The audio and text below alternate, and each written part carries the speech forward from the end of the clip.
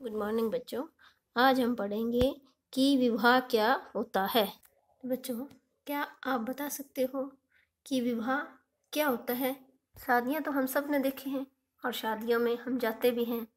तो क्या कोई मुझे बता सकता है कि विवाह क्या होता है? विवाह जो है उसको एक सामाजिक संस्था कहते हैं, जिसके अंदर क्या होता है कि दो विषम लिंग मतलब स्त्री और पुरुष को जो समाज है अपना वो इकट्ठा रहने का अधिकार देता है और संतान प्राप्त करने का अधिकार भी देता है। तो ये एक हमारे हिंदू धर्म में विवाह को क्या माना गया है? धार्मिक संस्कार माना गया। क्या माना गया? धार्मिक संस्कार।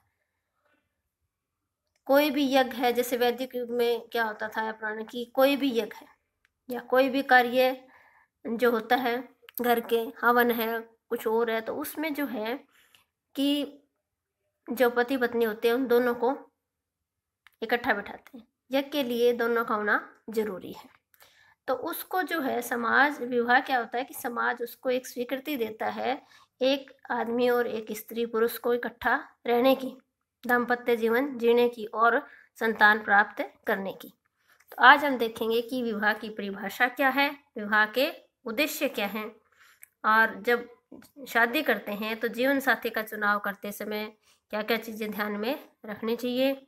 भारत में विवाह के लिए कानूनी योग्यताएं क्या है, जैविक योग्यताएं क्या होनी चाहिए विवाह करने के लिए, और लास्ट में वैवाहिक समायोजन क्या होता है। अब हम देखते हैं विवाह की परिभाषा क्या है। अलग अलग ऑथर्स ने, अलग अलग विद्वानों ने विवाह की अलग अलग परिभाषाएं दी हैं। तो वेस्टरमार्क ने क्या कहा कि विवाह जो है एक अथवा अधिक पुरुषों का, एक या अधिक पुरुषों का एक अथवा अधिक स्त्री के साथ होने वाला एक संबंध है। जैसे आपने पहले पढ़ा बहुपति और बहुपत्नी परिवार पढ़ा था ना, उसी तरह से कि विवाह में एक पुरुष अधिक स्त्रियों के साथ या एक स्त्री अधिक स्त्री पुरुषों के साथ विवाह जो संबंध बनाते हैं वो क्या कहा जाता है? विवाह कहा जाता है। जो प्रथा या कानून के जहाँ की जिस एरिया की जो प्रथा होती है या जहाँ के कानून, अलग अलग देशों में शादी के लिए अलग अलग कानून होते हैं, अलग अलग देशों में अलग अलग रीति रिवाज होते हैं। कहीं एक स्त्री विवाह होता है, कहीं बहुपत्नी विवाह, कहीं बहुपति विवाह होता है। लेकिन अपने यहाँ हिंदू धर्म में क्या है कि ज़्यादातर एक स्त्री परिवार ही होता है। एक पुरुष जो है एक स्त्री के साथ ही शादी कर सकता है। तो इसने क्या कहा कि वह एक अथवा अधिक पुरुषों का एक अथवा अधिक स्त्रियों के साथ होने वाला एक संबंध है, जो प्रथा या कानून के, जो वहाँ के प्रथा या कानून के द्वारा मान्य होता है, और जिसमें संगठन से आने वाले दोनों पक्षों के, जो दोनों पक्षों के लोग होते हैं और उनसे उत्पन्न बच्चों के अधिकार तथा कर्तव्यों का समावेश होता है। जो दोनों पक्षों के लोग होते हैं उनसे, और जो उनसे बच्चे प्राप्त होते हैं, उनके जो अधिकार है, उनके कर्तव्य है, ये सभी क्या है? विवाह में शामिल होते हैं। दूसरा एक है मजूमदार और मदान ने क्या कहा है, ये देखो कि विवाह एक सामाजिक बंधन है। क्या है? विवाह एक सामाजिक बंधन है या धार्मिक संस्कार के रूप में स्पष्ट होने वाली एक संस्था कहा गया है इसको, जिसमें क्या होता है? दो भिन्न लिंग के व्यक्तियों के यौन संबंध स्थापित करना और एक दूसरे के सामाजिक और आर्थिक संबंध स्थापित करने का जो हमारा समाज अधिकार देता है, उन्हें एक स्त्री को और एक पुरुष को संबंध बनाने की जो है इजाजत देता है। क्या हमारे परिवार में या हिंदू धर्म के अंदर ऐसा है कि कोई एक लड़का या लड़की बिना शादी के इकट्ठा रह सकते हैं? नहीं रह सकते ना। तो उन दोनों को मर्यादाओं में रहते हुए इकट्ठा रहने की जो इजाजत दी जाती है समाज के द्वारा, उस एक मतलब संस्कार को, धार्मिक संस्कार को विवाह का नाम दिया गया है, जो कि बहुत जरूरी है समाज को इकट्ठा रहने में, समाज को सुरक्षित रखने के लिए, और समाज के जो संबंध होते हैं उन पर नियंत्रण रखने के लिए क्या है? विवाह जरूरी होता है। हावल ने क्या कहा है कि वह एक सामाजिक नियमों का एक जाल है, जिसके अंदर सामाजिक जो नियमों के अंदर रहते हुए सब कार्य किए जाते हैं, जो कि विवाहित युगम के पारस्परिक, उनके रक्त संबंधी हो सकते हैं, बच्चे, समाज के प्रति उनके संबंधों को नियंत्रित करता है और प्रभावित करता है। कि जब एक स्त्री और एक पुरुष को समाज स्वीकृति देता है साथ रहने की, बच्चे पैदा करने की, तो उनके जो संबंध होते हैं वो मधुर संबंध होते हैं, अच्छे संबंध होते हैं, और परिवार समाज में एक नियंत्रण बना रहता है, एक मर्यादा बनी रहती है। तो अब ये कई सारी परिभाषाएं दी गई हैं, आप इनमें से जो अच्छी लगे वो याद कर लेना। अब हम देखते हैं कि विवाह के उद्देश्य क्या होते हैं, विवाह क्यों करना चाहिए या इसका क्या उद्देश्य है, हमारे समाज में क्यों इसको मान्यता दी गई है। तो सबसे पहला है कि धार्मिक कर्तव्यों का पालन करना। क्या है? धार्मिक। भारतीय संस्कृति में विवाह के साथ क्या है? धर्म का संबंध माना जाता है। हमारे जो भी रीति रिवाज किए जाते हैं, धार्मिक संस्कार किए जाते हैं, वो बिना पत्नी के पूरे नहीं माने जाते। अविवाहित व्यक्ति को क्या है? अपूर्ण माना जाता है। मतलब कोई भी घर का जैसे कोई धार्मिक संस्कार करने हैं तो उसमें पति पत्नी दोनों को होना जरूरी है। ठीक है। नेक्स्ट है परिवार की निरंतरता। परिवार की निरंतरता मतलब को बनाए रखना, कि जैसे आप कहते हैं कि वंश का नाम, समाज में कि वंश का नाम को जीवित रखने के लिए, वंश को आगे बढ़ाने के लिए संतान जो है उत्पन्न की जाती है, और उससे क्या रहती है? परिवार की निरंतरता बनी रहती है। मतलब एक पीढ़ी से दूसरी पीढ़ी, दूसरी से तीसरी, तीसरी से चौथी, इस तरह से परिवार जो हमारा चलता रहता है हमारा। तीसरा है पारिवारिक जीवन के लिए। किसके लिए? पारिवारिक जीवन के लिए। विवाह का उद्देश्य जो है पारिवारिक जीवन, परिवार के अंदर जीवन की स्थापना करना। प्रत्येक व्यक्ति की इच्छा होती है कि उसका एक अच्छा परिवार हो, अच्छा घर हो। तो ये तभी इच्छा पूरी हो सकती है हमारी जब विवाह हो जाए।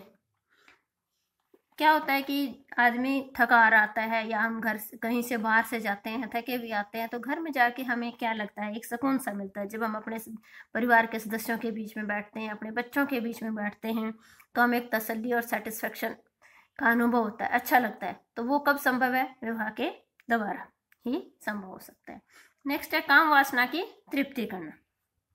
विवाह का जो मेन उद्देश्य है, मुख्य उद्देश्य है, वो मनुष्यों की काम वासना की तृप्ति करना है। विवाह की संस्था के द्वारा समाज जो है कुछ ऐसे नियमों का निर्माण करता है जिसमें जो है आदमी और औरत इकट्ठे रह के इकट्ठे संबंध बना सकते हैं।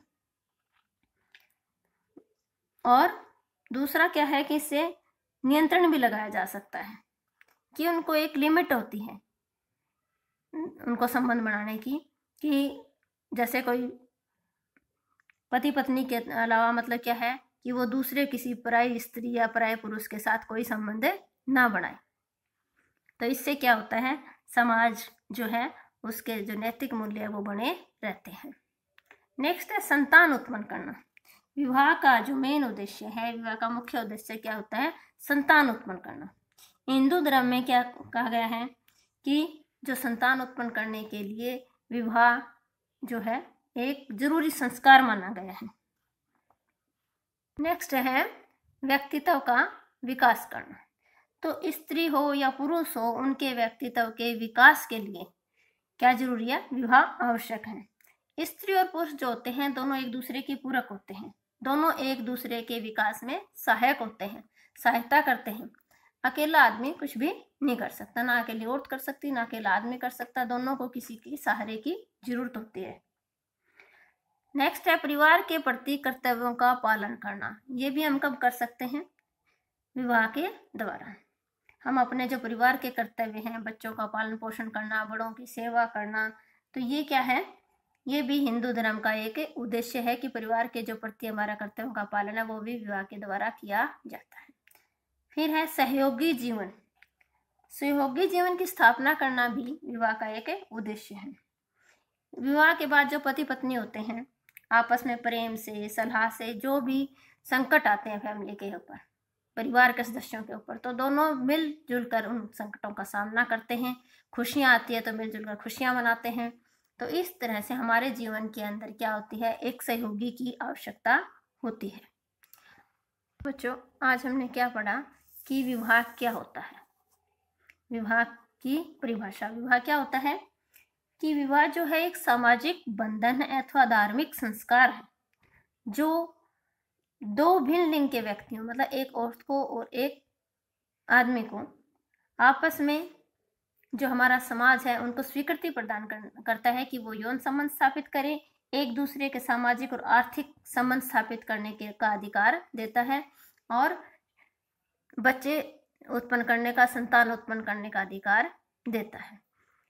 जैसे कि मान लो एक अनमैरिड लड़की होती है, तो क्या अगर उसके बच्चा हो जाए तो समाज उसको मानता है, मान्यता देता है? नहीं देता।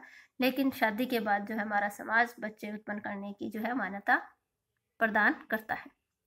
इसलिए विवाह जो है समाज को सही दिशा में चलाने के लिए, उनके मूल्यों के हिसाब से चलाने के लिए, धार्मिक अनुष्ठानों के लिए जो विवाह की आवश्यकता होती है। और हमने क्या पढ़े आज? विवाह के उद्देश्य। विवाह के उद्देश्य क्या है कि सबसे पहला धार्मिक कर्तव्यों का पालन करना, दूसरा है परिवार की निरंतरता, मतलब परिवार का वंश वृद्धि करना, जैसे एक पीढ़ी से दूसरी पीढ़ी में चलते जाना। फिर है पारिवारिक जीवन जीने के लिए भी विवाह का जरूरी है। फिर है काम वासना की तृप्ति के लिए। नेक्स्ट है संतान उत्पत्ति के लिए विवाह का होना जरूरी है, क्योंकि बिना शादी के अगर संतान उत्पन्न होती है तो उसको हमारा समाज जो है वो स्वीकृति प्रदान नहीं करता, इसलिए विवाह होना जरूरी है। नेक्स्ट है व्यक्तित्व के विकास के लिए। व्यक्ति के विकास के लिए स्त्री और पुरुष को दोनों को क्या है, एक दूसरे की सहायता की जरूरत होती है। नेक्स्ट है परिवार के प्रति कर्तव्यों का पालन करना। जो परिवार के कर्तव्य हैं उनको पालन करने के लिए भी विवाह की जरूरत होती है। नेक्स्ट है सहयोगी जीवन। सहयोगी जीवन मतलब आदमी हो चाहे औरत हो, अकेले जीवन व्यतीत करना बहुत मुश्किल होता है।